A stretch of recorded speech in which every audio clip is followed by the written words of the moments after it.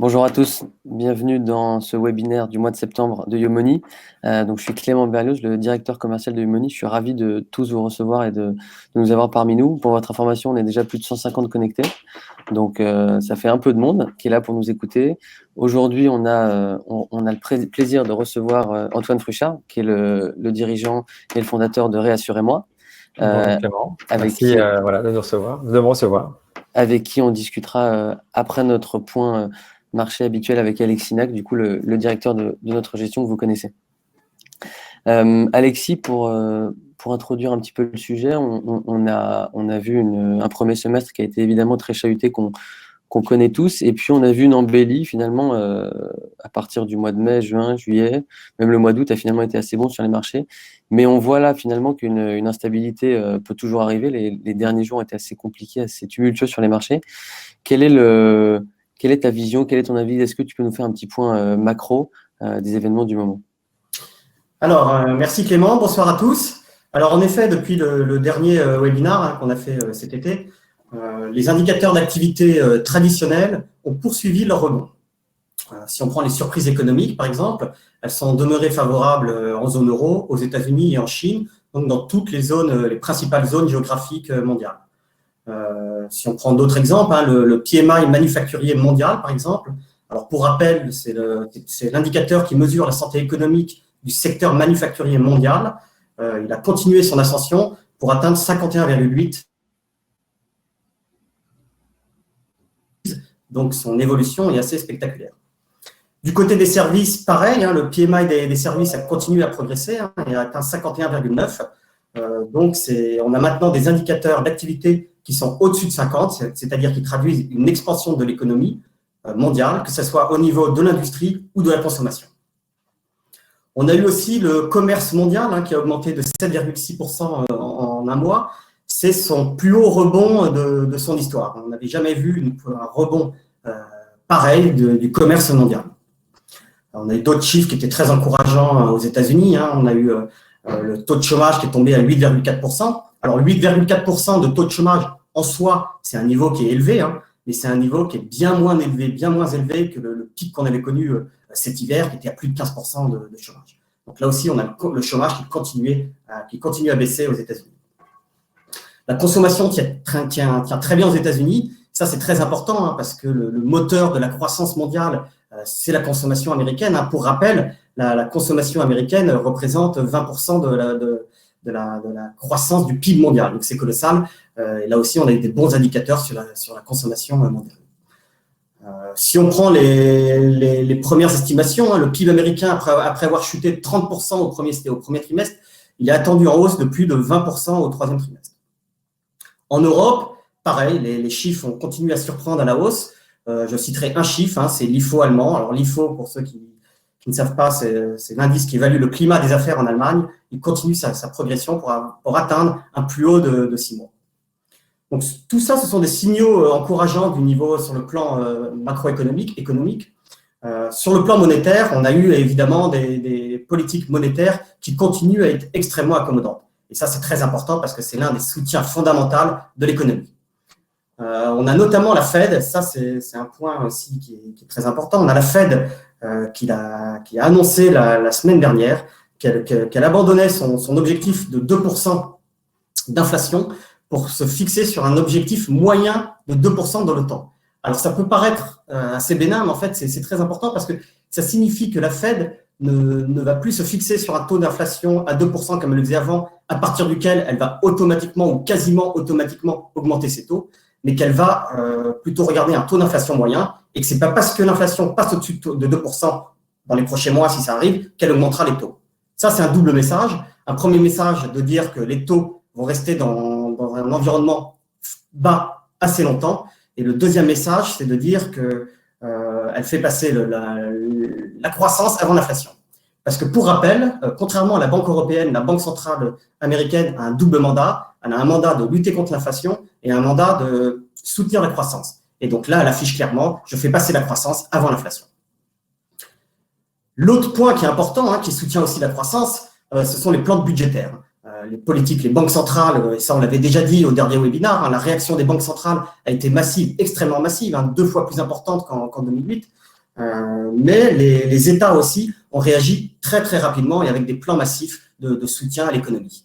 Le dernier en date, c'est le gouvernement français qui a annoncé un plan de relance de 100 milliards d'euros la semaine dernière, qui consistera principalement à accélérer l'investissement dans les secteurs innovants et dans la transition écologique, tout en réduisant les charges des entreprises. Donc ça aussi, ce sont des mesures très importantes qui sont des soutiens à l'économie. Enfin, sur le plan sanitaire, la situation évolue dans le bon sens aussi.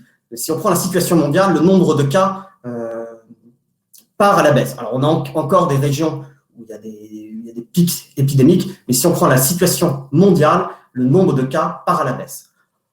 C'est pas vrai aux États-Unis. En Europe, c'est un peu moins vrai mais les chiffres sont un peu pipés parce qu'on a eu des tests, des capacités de tests qui ont explosé et du coup, le nombre de cas augmente naturellement avec le nombre de tests puisqu'il y a beaucoup plus de tests, donc de cas détectés, mais personne n'arrive à vraiment jauger le nombre de cas réels. Mais on peut supposer que le nombre de cas réels est en fait inférieur à celui qu'on a connu en mars-avril. Donc tout ça fait qu'en effet, ça a poussé les actifs risqués sur cet été depuis notre dernier webinaire. Ok, merci Alexis pour ce petit récapitulatif. Mais du coup, ça, c'est un point qui est assez macro. Et si aujourd'hui, on regarde l'impact directement sur les marchés, et puis même de façon qui nous concerne peut-être un petit peu plus, l'impact sur les portefeuilles Yomoni, qu'est-ce que ça a fait dans ces dernières semaines? Alors, toutes ces bonnes nouvelles, je dirais, encourageantes, bien sûr, ont eu un impact très favorable sur les actifs risqués. On a vu les actions mondiales, notamment, qui ont progressé de 5% sur le mois d'août. Elles sont maintenant quasiment toutes revenues en territoire positif depuis le début de l'année. Si on prend depuis le point bas, donc le point bas, pour rappel, le point bas des marchés, c'était le 23 mars. Elles ont rebondi de 40%, de près de 40% depuis le 23 mars. Donc, on a eu un rebond spectaculaire des actions en ligne, je dirais aussi spectaculaire que les mesures qui ont été prises par les États, par les banques centrales et les rebonds économiques qui ont découlé de ces mesures. Nos portefeuilles, c'est une bonne question, bien sûr, primordiale. Naturellement, ils ont profité de cette progression des actifs risqués, puisque nous sommes pour rappel, nous sommes surpondérés sur ces classes d'actifs. Nous sommes exposés aux actions et en particulier aux actions du secteur technologique. Donc, si on prend un profil 6, par exemple, qui est notre profil équilibré, je dirais, dont l'allocation de référence de long terme est composée de 50% d'actions et 50% d'obligations, il a progressé de 2,8% sur le mois d'août. Un profil 10, qui lui est exposé à 5,6%, un profil 10 qui lui est exposé à 100% aux actions, a progressé de 5,6% sur le mois d'août. Depuis le début de l'année, au 1er septembre, donc avant les mouvements, je dirais, de consolidation qu'on a connus la semaine dernière, j'y reviendrai plus tard, nos profils de gestion étaient tous revenus en territoire positif depuis le début de l'année. Bon, c'est plusieurs bonnes nouvelles. Une autre excellente nouvelle pour Yomoni, qui est plutôt liée à Yomoni, c'est nos 5 ans. On a fêté les 5 ans du premier mandat il y a quelques jours. Est-ce que tu as quelques chiffres, quelques enseignements, quelque chose à nous dire à ce sujet? Exactement, pour nous, le 1er septembre 2020 marque une date historique, parce que ça marque les 5 ans de notre gestion. Pour moi, personnellement d'ailleurs, c'est important parce que je suis arrivé en 2015 pour lancer l'offre. Et donc, on a un track record maintenant de 5 ans de performance qui nous permet d'asseoir notre crédibilité auprès de nos concurrents et de nos clients. Alors, on fera une communication officielle, bien sûr, pour publier ces performances et les commenter, les commenter très en détail. On peut quand même retenir 2 chiffres. Le profil 10, qui est exposé à 100% en actions, ce que je vous disais tout à l'heure, a délivré une performance annualisée de 6,6% sur 5 ans. Ça, nous sommes très fiers de ce résultat parce que quand nous avions lancé l'offre en 2015, nous prévoyions, tous les analystes prévoyaient une performance du marché, donc des actions mondiales de très long terme qui allaient osciller entre 6 et 7%. Donc, c'est-à-dire qu'après avoir payé les frais de gestion, les frais d'exécution, les frais d'enveloppe, on arrive à délivrer une performance annualisée qui est dans l'ordre de ces ordres de grandeur. Tout ceci avec une prise de risque mesurée parce que la volatilité de ce profil sur la période est de 12%. Le deuxième chiffre, je dirais, très important, alors ceux qui nous suivent savent qu'on compare nos performances régulièrement aux fonds patrimoniaux diversifiés qui sont disponibles dans Morningstar. sur la période. Nos profils de gestion battent 95% de ces fonds sur la période à risque égal. Donc là aussi, c'est un résultat dont nous sommes très, très fiers et très contents.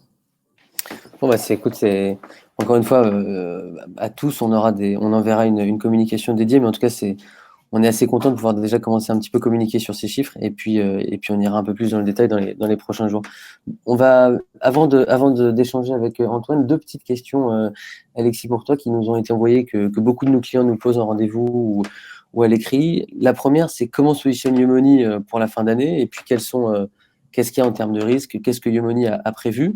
La première question. Et puis la deuxième question, c'est qui va être un petit peu liée, j'imagine, c'est sur la bulle tech. Est-ce qu'on pense qu'il y a une bulle tech? Aujourd'hui, on parle fréquemment de ça parce que les valorisations sont très élevées. Donc, je propose que tu nous dises d'abord comment Yomoni va se positionner d'ici la fin de l'année. Et puis après, tu nous parles éventuellement de la bulle dont on entend parler beaucoup. Merci Clément. Ce sont en effet des questions qui reviennent très souvent de la part de nos clients. Alors, pour répondre à ta première question sur notre positionnement, c'est sûr qu'après le rattrapage spectaculaire de l'économie qu'on a constaté depuis cet hiver, je dirais l'expansion devrait continuer à se modérer. Nous, on pense qu'on devrait être dans une économie qui continue à avancer, mais dans un rythme plus modéré. Donc, dans ce contexte, en revanche, ce contexte d'inflation modérée avec de croissance modérée avec une inflation modérée, inflation modérée avec des banques centrales qui vont rester extrêmement accommodantes, ça devrait rester assez favorable aux actifs risqués à moyen terme.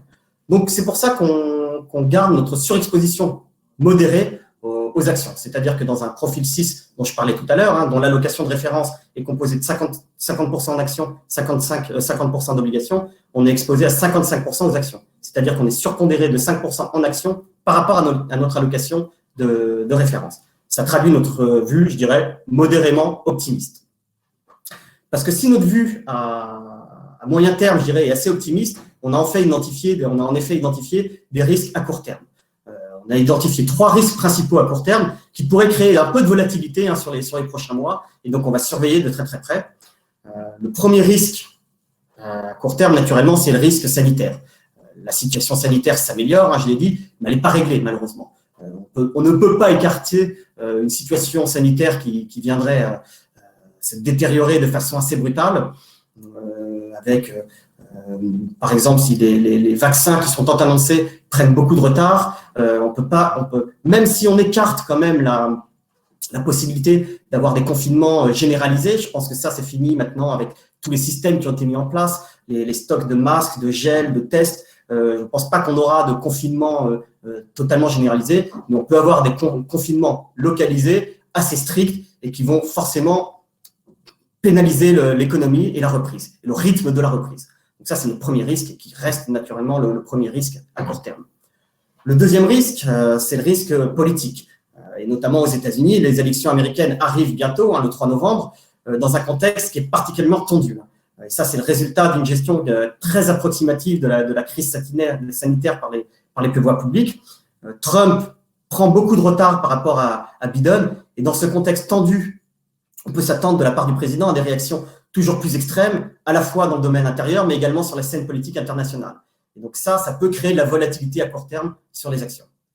Le dernier point, je dirais, c'est en effet les valorisations. Si on s'appuie sur les attentes du consensus, qui maintenant sont assez réalistes, parce que je pense que les analystes maintenant, après 9 mois, ont bien ajusté leurs analyses aux nouvelles attentes de bénéfices. Ils prévoient une baisse, alors je parle aux États-Unis, parce que c'est quand même le gros poids de nos allocations actions, attendent une baisse de 20% des bénéfices en 2020 aux États-Unis. Si on se base sur cette baisse des bénéfices de 20%, les marchés américains ont atteint un PER de 23. Donc 23, c'est à peu près c'est 20% plus cher que sa moyenne historique. Donc on est sur des valorisations élevées, on n'est pas sur des valorisations stratosphériques, mais on est sur des valorisations élevées, et ça peut créer du stress à court terme.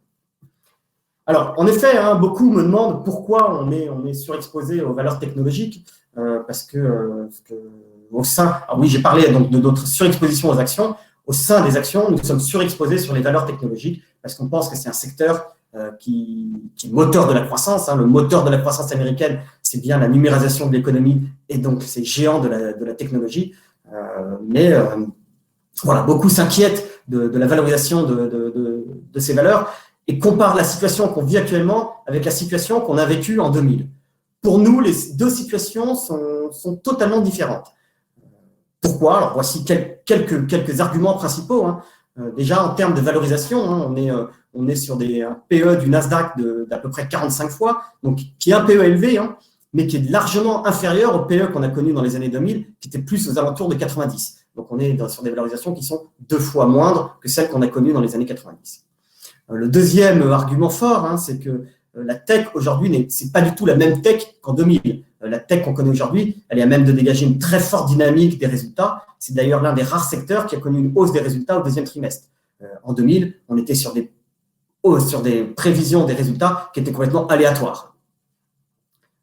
On payait en fait des nouvelles technologies sans vraiment savoir ce qu'allaient donner les résultats de ces valeurs.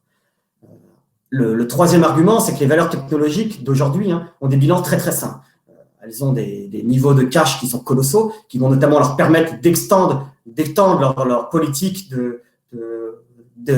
d'accroissement externe en achetant des nouvelles entreprises. Ce n'était pas du tout le cas en 2000. À l'inverse, en 2000, on avait des entreprises qui étaient totalement surendettées. Là, c'est l'inverse. On a des entreprises qui ont trop de cash, qui peuvent racheter leurs actions et qui peuvent racheter leurs concurrents. Donc, des entreprises qui sont très, très fortes. Plus on avance, plus elles prennent de pouvoir, plus elles prennent de monopole, et plus elles prennent de monopole, plus elles peuvent augmenter leurs prix et donc leurs bénéfices. Et ça, on pense que cette dynamique, même si on la paye cher, elle n'est pas finie. Enfin, et ce n'est pas les moindres, la tech, c'est l'un des rares gagnants structurels de Covid.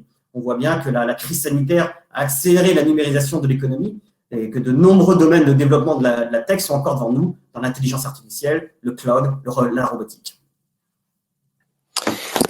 Pas de bulle tech, du coup. Pas de bulle tech. On comprend le message. Merci beaucoup, Alexis. On va passer à la partie sur Réassurez-moi avec toi, Antoine. On est plus de 250, donc je voulais encore une fois vous remercier à tous de vous être connectés. Antoine, j'introduis en 2 mots. Réassurez-moi, c'est le leader du comparateur d'assurance. C'est plus de 4 milliards d'euros sous assurance. C'est recommandé par Le Bon Coin.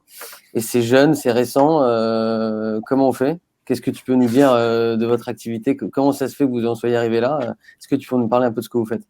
Merci beaucoup, Clément. Réassurez-moi, ça a un peu plus que Yomoni. Nous, c'est 6 ans. Et moi, j'ai lancé Réassurez-moi au tout début pour aider, en fait, historiquement, on ne travaillait que sur l'assurance emprunteur. Donc, on est courtier d'assurance, en plus d'être comparateur. Et on s'est au début battu pour résoudre 2 injustices. La première, c'était pour faire payer moins cher à tous les emprunteurs, parce que je pense que beaucoup le savent, mais sans doute pas tout le monde, mais dès que vous faites un crédit immobilier, vous avez une assurance obligatoire et vous pouvez réellement payer 2 fois moins cher en passant par un autre contrat que celui de la banque. C'est compliqué, il y a pas mal de démarches. Donc, nous, on a vraiment voulu aider tous ces gens-là avec un site le plus simple possible. Et puis, la deuxième injustice, c'est tous les gens malades qui sont souvent exclus du crédit parce qu'ils ont eu des problèmes de santé. Et donc, Réassurez-moi était là pour les aider à trouver d'autres contrats. Donc, voilà, on a commencé comme ça, tout petit. Et puis, l'entreprise a en effet bien grandi. On a été bien accompagné. L'équipe a grossi. On doit être une 40aine de personnes. On s'est élargi à tous les produits d'assurance. Donc, on fait pas le placement. C'est pour ça d'ailleurs qu'on est partenaire avec vous.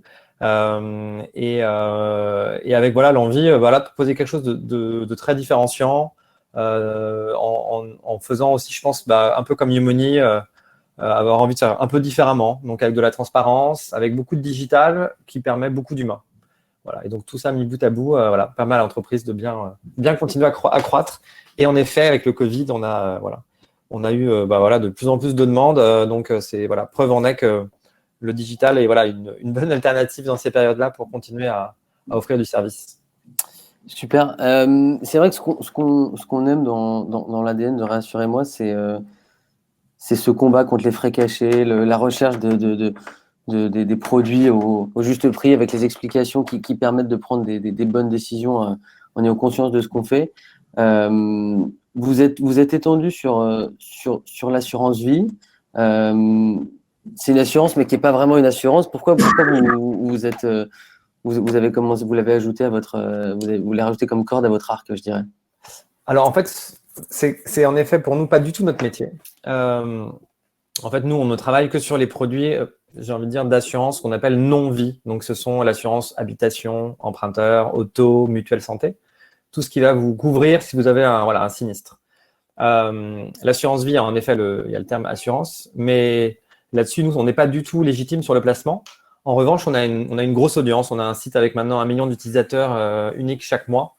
Et donc, on avait beaucoup de gens qui nous demandaient est-ce qu'on peut, vers qui m'adresser sur la partie assurance vie, vers qui me tourner.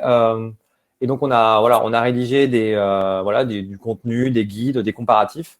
Et c'est là où on a été amené à intégrer Yomoni parce que pour nous, ça répondait parfaitement aux attentes à la fois de transparence, aux attentes de performance et puis d'exécution. Je pense que preuve en est, il y a eu beaucoup de gens qui se sont lancés sur l'assurance vie en ligne, mais preuve en est que derrière la promesse, il faut vraiment exécuter, à la fois par la qualité de gestion, à la fois par la robustesse technique, l'entreprise tienne parce que vous portez quand même l'investissement de milliers de clients. Donc pour toutes ces raisons, c'est pour ça qu'on vous a intégré de manière la plus objective possible, mais avec vraiment le sentiment on poursuivait un peu le même combat. Et donc sur ce modèle-là, on est vraiment juste là pour conseiller nos utilisateurs. On n'a d'une aucune manière, on vient les conseiller, placer leur argent. On va vraiment orienter. Ouais, mais et quand vous avez commencé à faire vos études sur ce marché, est-ce que vous avez découvert des choses qui peuvent intéresser nos auditeurs, des frais, est-ce que vous aviez eu des demandes particulières? Quelle est un peu qu'est-ce que vous avez découvert en ouvrant la boîte de Pandore du comparateur d'assurance vie?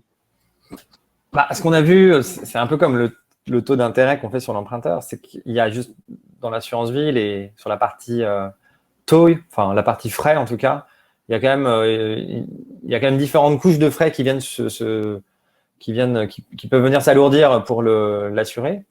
Et ça, c'est pas forcément ce qui est noté, mis en avant sur les plaquettes nous, on a regardé beaucoup les contrats bancaires. Dans les petites lignes, en fait, vous voyez que pas mal de frais se succèdent et que mis bout à bout, avec en plus des fonds en euros qui baissaient pas mal, par moment, je pense que certains auraient plutôt intérêt à rester sur du compte courant que à utiliser l'enveloppe de l'assurance vie. Donc, c'est un peu nous, ce sur quoi on a vraiment voulu travailler.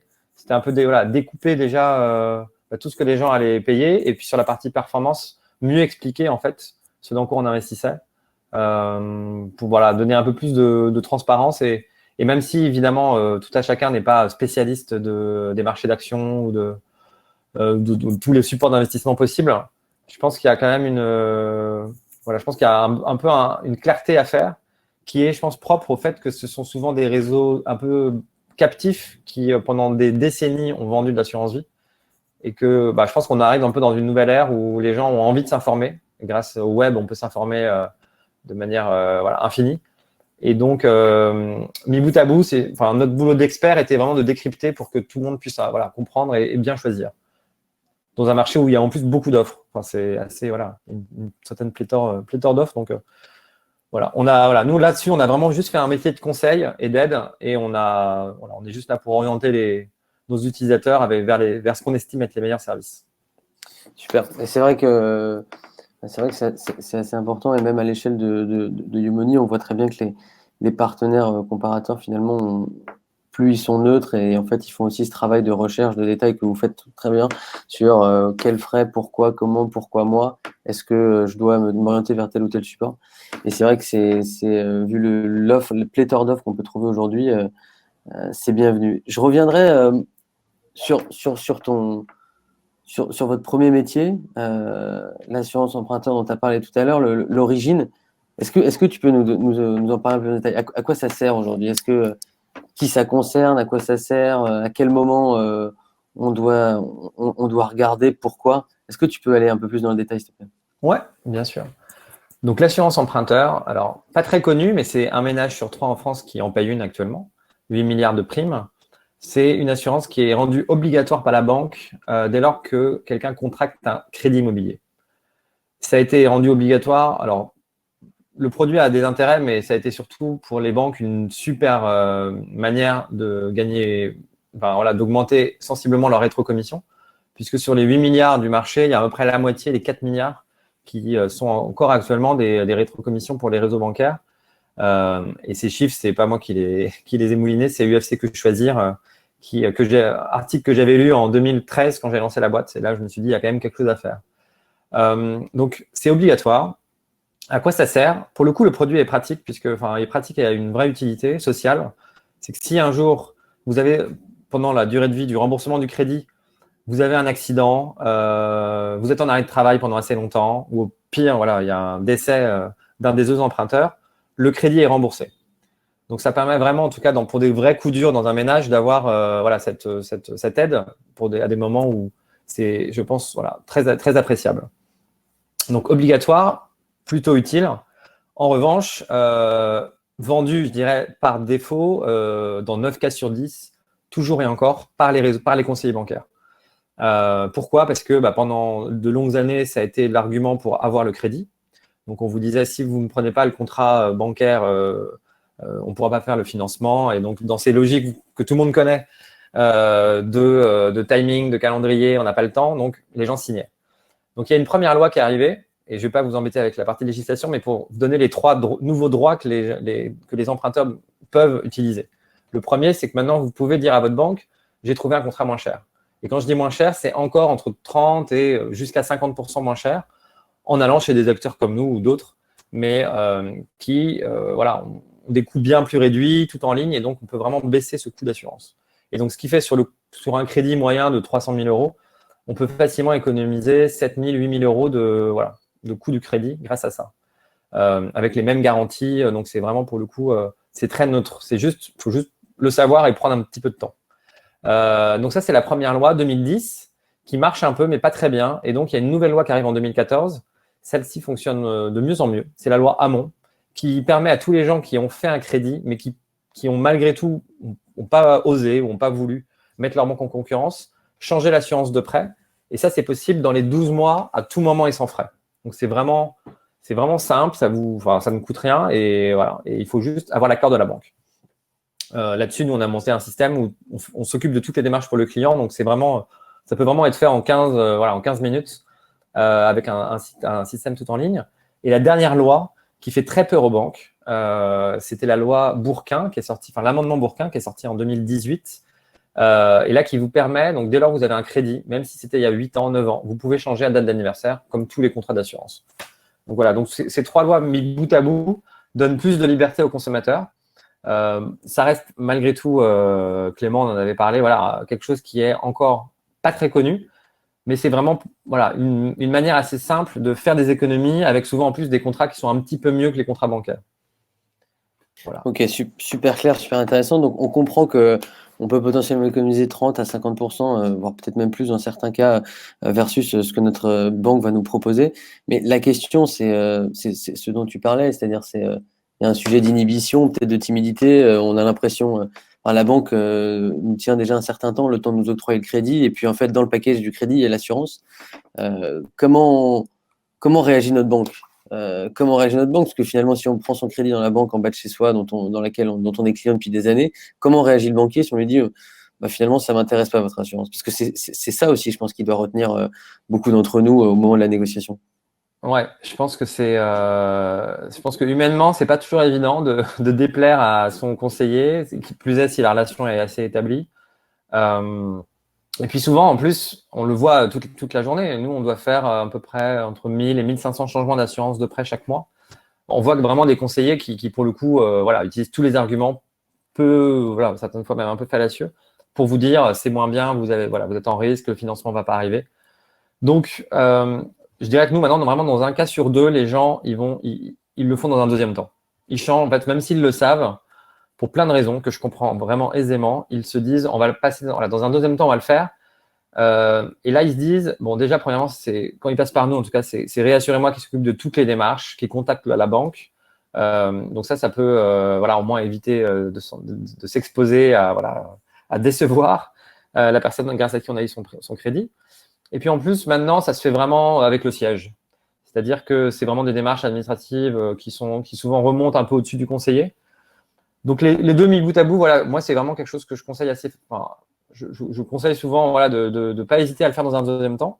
sachant aussi qu'il y a un truc assez important à retenir, c'est que les courtiers de crédit, parce que pas mal de gens passent par un courtier de crédit, donc qui aident à mettre les banques en concurrence, ce sont des gens qui font un super boulot, mais ce ne sont pas forcément des gens qui vont vous encourager à faire l'assurance en dehors, parce que les banques, justement, eux, leur mettent la pression, parce que c'est la banque qui les rémunère. Donc là aussi, c'est des gens qu'on récupère dans un deuxième temps, qui sont au courant, qui savent que leur courtier CAFPI, meilleur taux, empruntiste, ne va pas leur proposer l'astuce de la délégation d'assurance, mais ils vont le faire dans un deuxième temps, voilà, avec des acteurs indépendants qui font que de l'assurance comme nous ou comme d'autres. Ok, super clair. Donc la recommandation, c'est on essaie de le faire avant. Oui, c'est plus simple. Mais faut, voilà, c'est pas grave si c'est pas validé par le banquier. Même s'il n'a pas le droit de refuser, c'est pas grave si voilà. Et juste en termes de temps, peut-être que tu l'as mentionné tout à l'heure, mais à quel moment on peut le faire? Est-ce que c'est une loi ou est-ce que ça dépend de chaque prêt? À quel moment on peut changer? Parce que les banques vont évidemment vous dire que, j'imagine, il y a un temps minimum, mais est-ce que c'est réglementé ou est-ce que c'est au cas par cas? Ouais, c'est hyper réglementé. Et donc, je te dis, Lisa, le changement, en fait, quand le prêt est signé il y a 12 mois, on peut le faire à tout moment. Donc, c'est vraiment là où c'est le plus simple. Surtout que c'est là où les économies sont encore plus importantes parce que le prêt n'a pas encore été remboursé. Donc, moi, c'est vraiment ce que je conseille. Ça s'appelle la loi Hamon. Et en revanche, après, il faut attendre la date d'anniversaire. Donc, regardez si c'est intéressant, évidemment, comparer. Mais s'il y a une offre qui est intéressante, il faut savoir qu'il faut le faire à date d'anniversaire avec 2 mois de préavis. Donc, moi, je conseille souvent de commencer 4 mois avant. Voilà. La date qui fait foi, c'est la signature de l'offre de prêt. Okay. C'est ce qu'il faut respecter. Super clair. Bah écoute, je crois qu'on a même pris un peu d'avance, donc je pense qu'on a vu un peu tous les sujets. Est-ce qu'il y a d'autres choses que tu voulais ajouter à ce propos ou à propos de Réassurez-moi? Non, bah comme je te le disais, voilà, nous on a, je peux dire deux petites infos. Donc voilà, la première c'est que justement pour rendre un peu plus simple, un peu comme je pense que fait Yomoni aussi pour vraiment amener du service, parce que je pense que le digital ça permet d'amener plus d'humains et plus de services. Nous on a mis un système qui s'appelle le switching service, qui permet aux clients en fait de nous mandater de manière électronique et on s'occupe en fait de toutes les démarches pour eux. Donc on a une équipe d'experts qui va ensuite prendre le relais. Et donc, mis bout à bout, en fait, si on a sur notre site, vous pouvez faire une comparaison vraiment en quelques clics. On est, je crois, le seul comparateur courtier sur lequel on ne vous demandera pas vos coordonnées, ni votre mail, ni votre téléphone. Donc, c'est vraiment complètement anonyme. Et si le prix vous intéresse, en revanche, en allant plus loin, sachez que voilà, toutes les démarches sont faites en ligne. Et le deuxième, le deuxième élément à savoir, alors c'est parce que c'est une question souvent de certains. C'est est-ce que je suis aussi bien couvert que chez ma banque et ça, il y a un truc très important, c'est que justement, pour qu'on accepte le nouveau contrat, la banque doit le valider. C'est ce qu'on appelle l'équivalence des garanties. Donc, dans tous les cas, on est obligé, nous, en tant que courtier d'assurance, de proposer, si c'est le Crédit Agricole, la BNP, Banque Postale, un contrat aussi bien que le contrat qu'ils vendent en agence. Et c'est ce qui fait que, voilà, on a en fait des contrats qui s'adaptent, parce que certains nous imposent des choses plus que d'autres. Mais sur la partie garantie et couverture, on est toujours, on est obligé d'être aussi bien 10 ans, voire mieux 10 ans, pour être sûr d'être validé. Voilà.